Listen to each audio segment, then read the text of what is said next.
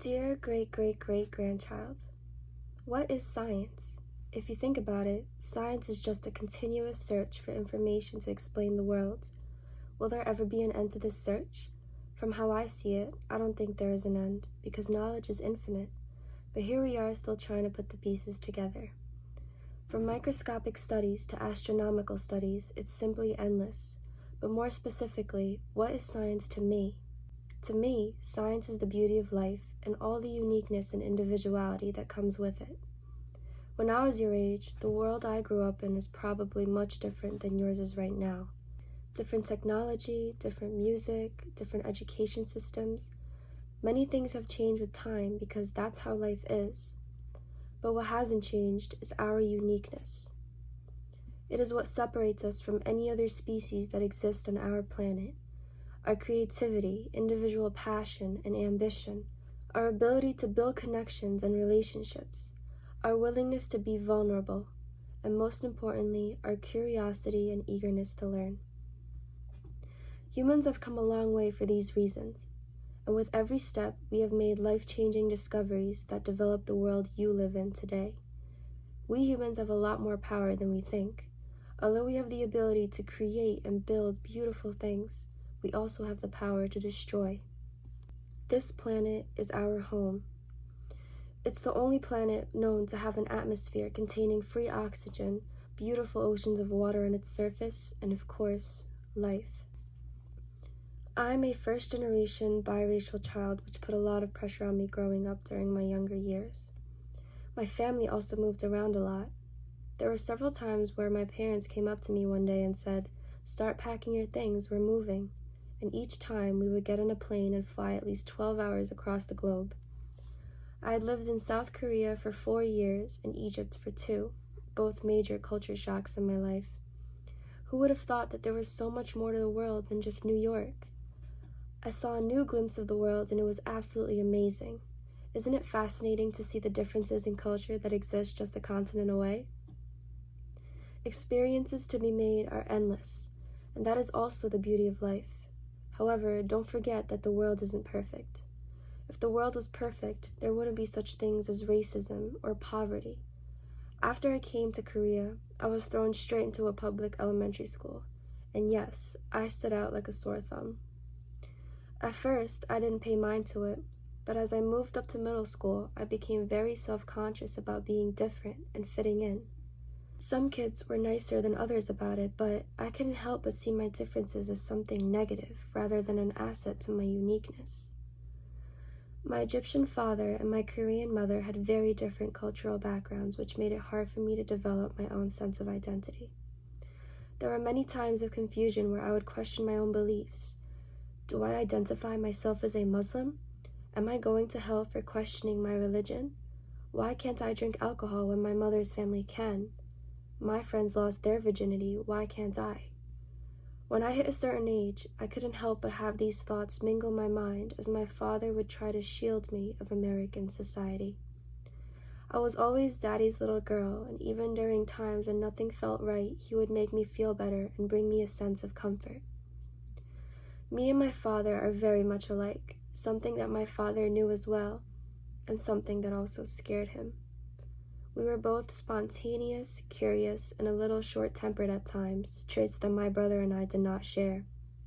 He was much more like my mom, tranquil and straight edge. As I became an adolescent and gained my own opinions and personality, it was getting hard for my father to ignore the fact that I was growing up. He began authoritatively restricting me of my freedom in an attempt to protect my innocence.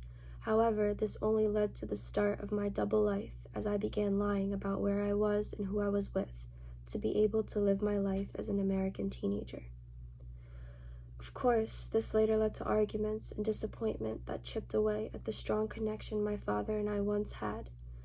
His withdrawal of love sparked feelings of betrayal that I slowly grew towards my father for not accepting me for who I am, for his denial of my maturing, and for my struggles in communicating transparency with people, a trait of mine that I hated. But you should know that there is no one to blame for these feelings. There is only acceptance and forgiveness, and that is my advice to you. I don't really remember seeing my parents in love. When I was younger, there were times where I would sneak into the musty attic of my grandparents' home, a house that has been in the family for as long as anyone could remember, because that's where they kept all of the old photo albums. I remember looking through pictures of my parents while they were young and in love, and it brought me an odd comfort. I thought to myself how crazy it is that two strangers can come together to build such a strong connection, and then suddenly have that connection vanish or deteriorate over time. With the beauty of creation also comes the beauty of destruction, and that's life, every step of it meaningful in its own way. I've learned to look at things from a different perspective because my childhood wasn't perfect, but it made me who I am, and I appreciate every bit of it. So what am I trying to say exactly? I'm not just trying to bombard you with sad stories of mine that occurred a couple hundred years ago. I am saying this to you because I want you to find who you are and be the best at being you. Because no one else is like you on this planet, just like no one else is like me. Do the things that make you happy because you only live once, or YOLO as we used to say it. Be that shine of light that enters the room when you walk in, but most importantly, I want you to love yourself unconditionally.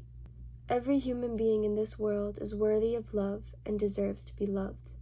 I know that when I'm with a group of people, I'm especially conscious about making sure no one is left out and that each person is being heard. This is because I know what it feels like, and I would never wish that feeling upon anyone else. I made sure my children knows what it feels like to feel unconditional love and to communicate openly. I made sure to show my children what it's like to see their parents in love, because I believe that is so important for a growing child. Everyone has self-doubts, fears, and insecurities. It's not something we control or just turn off like a switch, but what we can do is recognize them. I've struggled with loving myself, which is why I sought to find love from others, to be accepted by others. However, I've come to truly realize that fulfillment does not come from the outside, but from within. The great thing about fears and insecurities is that we have the power to overcome them and become even brighter than before, which brings me to tell you, never underestimate the power of your mind. There's this beautiful thing that happens when you know how to be by yourself. If you have this relationship with yourself, that you love yourself so much, that you enjoy spending time with yourself, then you can walk away from every person. And if you are able to walk away from every person, then every person wants to be around you because you don't want anything from them. You just want to share your light. It is then that these amazing connections can happen, and it's magic. Do not let your fears and insecurities dim your light. Don't hold grudges or grow bitter. Be forgiving and accepting of those around you. From what I've noticed, if people are in their heads, then they're only going to remain in their heads. But the connection of the heart can come if you are so confident that you are vulnerable, that you are open, that you are ready for this connection, because you know you're taken care of. I know the universe is taking care of me. That's why I'm not scared of another person or what they think. I never will be, because I love me and I want you to love you.